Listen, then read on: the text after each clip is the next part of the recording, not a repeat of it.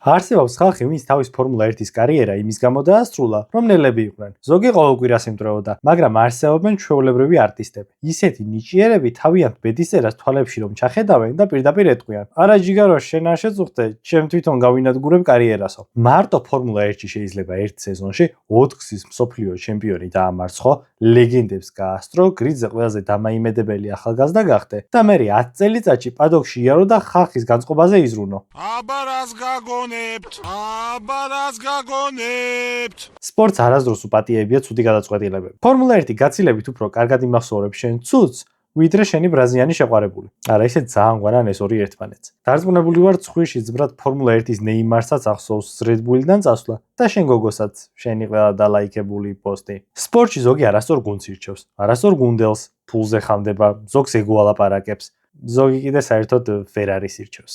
ამ Ferrari ირჩევს. იყო დრო, როდესაც ავსტრალიელ ბიჭს თავის Red Bull-ზე ღიმილისთვის საკუთარი აეროპაკეტის ჩატანა სჭირდებოდა უქმეებზე. ბიჭი, რომელმაც 2014 წელს თეორიულად შეუძლებელი რაღაც შეძლო. დანიელ რიკიარდომ მიჯრით 4-გზის მსოფლიო ჩემპიონ გამოვლილი სებასტიან ფეტელი თავისივე Red Bull-ში დაამარცხა. 3 მოგება 0-ის წინააღმდეგ. ბიჭი, რომელმაც მთლიანი Red Bull-ის ეკოსისტემა თავის თავზე მოირგო. მომდევნო წელს ფეტელი Ferrari-ში წავიდა. არა, არავის გაუგდია, მაგრამ აშკარად ყელში ამოუვიდა თუ რაღაც.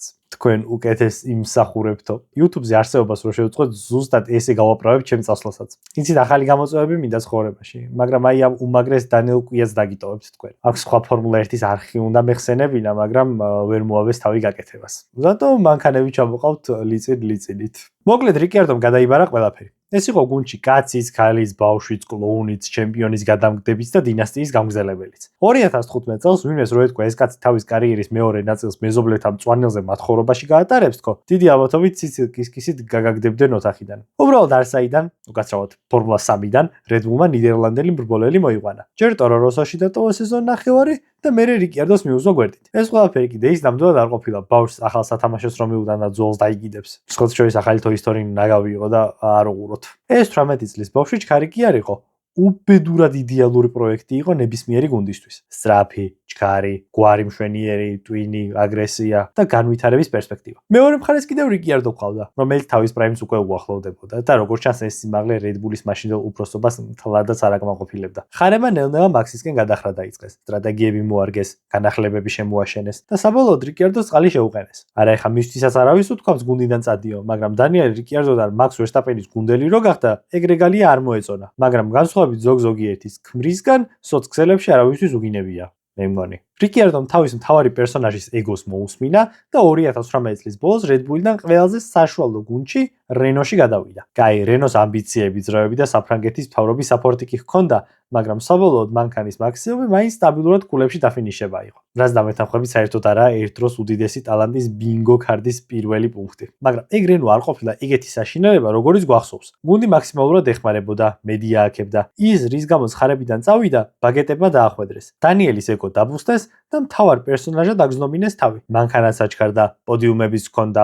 და იცით რა ქნა ამ ყველაფრის მერე? რა თქმა უნდა იცით. წავიდა. ისევ. მაშინ როდესაც მანქანა და გუნდი თავისზე მოიგო, პრასვეტი გაჩნდა და 2021-ში მაკლარენში გადაბაგდა. ცხოვრებაში ერთნაირი შეცდომა ხო ყველას დაგვიშვია, მაგრამ არ ამგონია ვინმეს ისეთი რამე დაგვეკარგა, რაც რიკიარდომ დაკარგა. ტიპი ახალგაზრდა პერსპექტიული მრბოლელის გუნდიდან წამოვიდა და მეორე ეგეთში მივიდა. პრაიმ რიკიარდო ნებისმიერ გუნდში გაქაჩავდა. უბრალოდ ყველა ვარსკვლავი ისე დაულაგდა, როგორც რეალურად არ უნდა ყოფილიყო. რიკიარდოს დაიბომბები კი ფიზიკურად არ მუშაობდა მაკლარენის ფილოსოფიით აწყობილ ბოლიდზე. ნუ ეხა სადღაც ამასაც გაუმართლა და 21-ში 12 სექტემბერს დაბადების დღეზე საჩუქარი გამიკეთა და მონცა მოიგო. წამით ის ძველი რიკიარდო დაგვიბრუნდა, რომელსაც ნებისმიერი გუნდელის დამარცხება შეეძლო. შუით პოდიუმზე შამპანურს სვამდა და ყურებამდე იღიმოდა. უბრალოდ ისტორიას ერთი ძალიან ცუდი ჩვევა აქვს. იქ არ მთავრდება, სადაც ჩვენ გვინდა. საბოლოო ჯამში რიკიარდომ ორი საცოდავი სეზონი შეკრა მაკლარენში, საიდანაც უბრალოდ დრამის უგარიშად 2022 წელს გამოუშვეს. ერთი შეხედვით კარიერას დაამთავრა. უბრალოდ ხარებს სენტიმენტები კვლავ არ განელებიათ და თავიანთი უძღები შვილი მიიბრუნეს. ოღონდ ალფა ტაურიში და არა მთავარ გუნდში. თითქოს ისევ ბედნიერი გახდა. 2023-ში ქულებიც აიღო და უცებ არსაიდან ზანდორში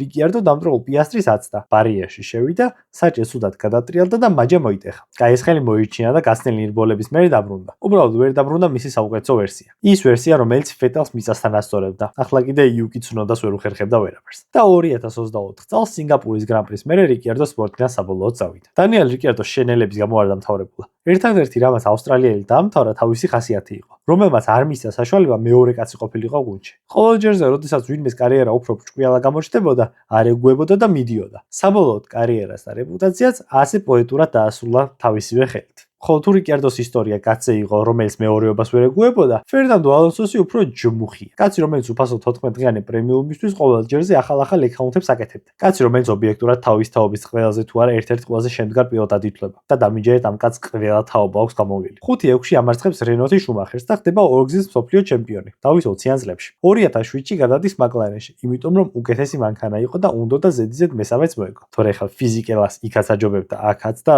ყოველთვის. გუნდში როგორც მოქმედი ჩემპიონი და პირველი პილოტი ისე მივიდა. უბრალოდ ეგრევე ლუის ჰამილტონი მიუსვეს გვერდით, რომელმაც საბოლოოდ რბოლებშიც, კვალიფიკაციებშიც, სიწყნარეშიც და კაცობაშიც აჯობა. ნახეთ, ქულები არ მიხსენებია არსად. უნგრეთში საერთოდ პიკში ავარდა ამორის ურთიერთობა. კვალიფიკაციაზე პიტებში ალონსომ ჰამილტონი შეანელა, რომ ბოლო წრეზე არ იმას ეკნა იმას. საბოლოოდ კიდე პოვილიდან ჩამოიღეს. ამის მერე მაკლარენმა სპაიგეითი მიაღოლა. რონდენის წყალი შეუდგა და საბოლოოდ ისე მოხდა, რომ ერთ სეზონში მაკლარენიდან წამოვიდა ალონსო. ბრიტანელი ვერცხლისფერი ლამაზმანისა და ესპანელი სამურაის ტოქსიკურ ურთიერთობას ლოგიკური გაგრძელება ყოფილთან დაბრუნება მოყვა, სადაც ჩვენც აღმოჩნდით. სპაიგეითიდან ქრაშგეითი და 2010 წელს ყველას ოცნებაში წითელ მანქანაში გადავიდა. სხვათა შორის ძალიან ახლოს მივიდა ჩემპიონობასთანაც. უბრალოდ ვიტალი პეტროვის ბოლიდის უკანა ნაწილზე გაუგრძელდა დისერტაციის წერა ესპანელს აბუ-დაბიში. ძალიან ახლოს იყო 2012-შიც.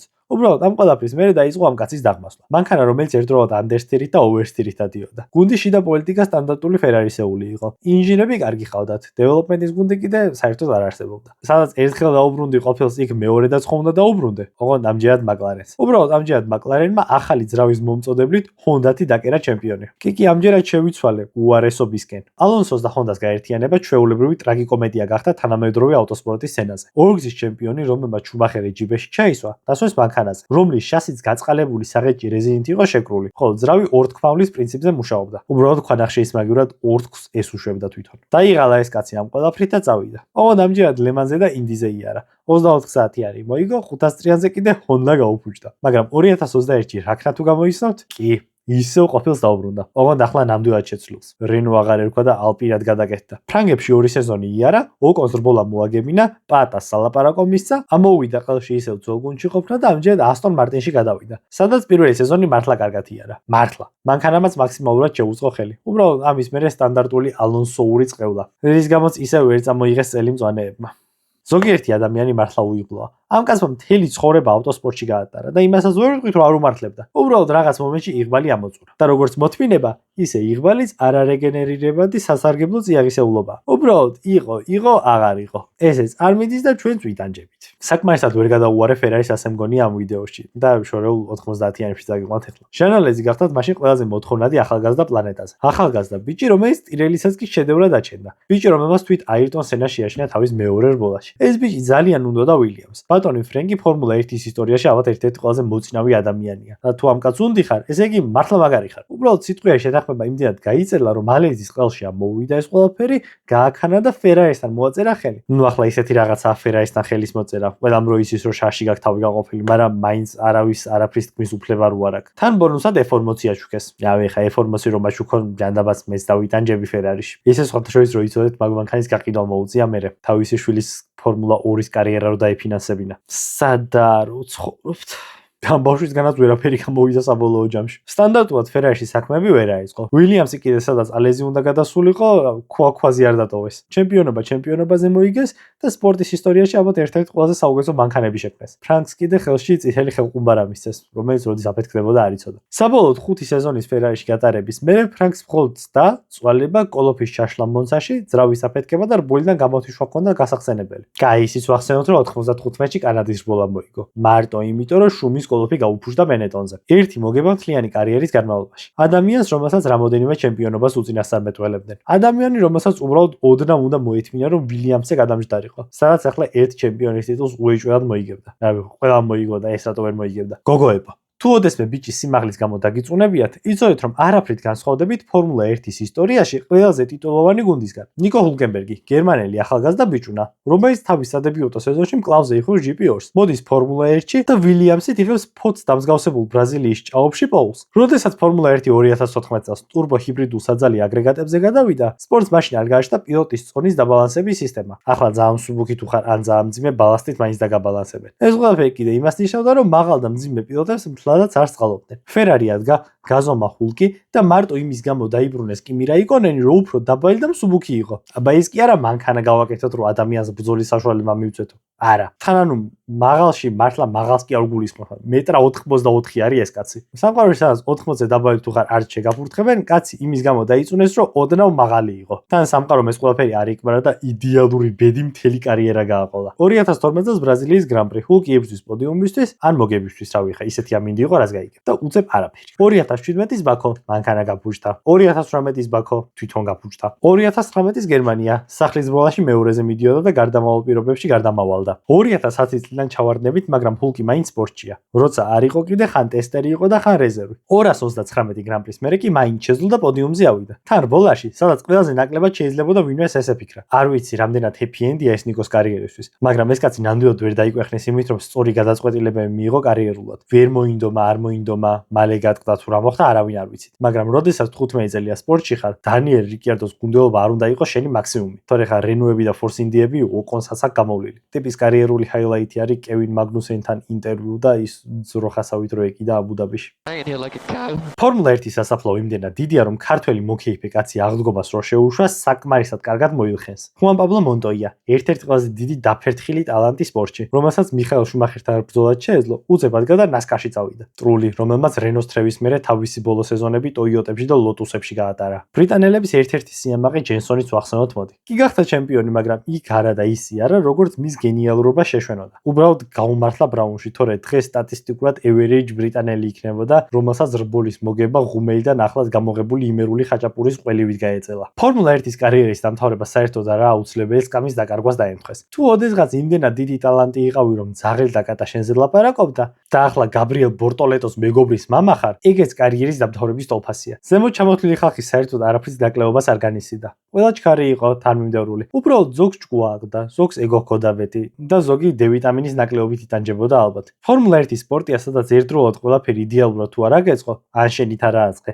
მაშინ ერთი თითის დატკაცუნებაში ზედ ჩამოგენგრევა ყველაფერი. ისტორია კინაღამ ჩემპიონებს არ იმახსოვრებს. ფორმულა 1-ს ახსოვს ხალხი, რომელიც სწორ დროს, სწორ ადგილას, სწორ ქარხანაში სწორად მოხდა. იღბალს გისურვებთ, თორე 2022 წელს ნიკიტა მაზეპინსაც ჰქონდა ადგილი გარანტირებული ჰააში. გაკოცეთ ჩუბზე, აბა ჰეთ, აბა ჰოთ.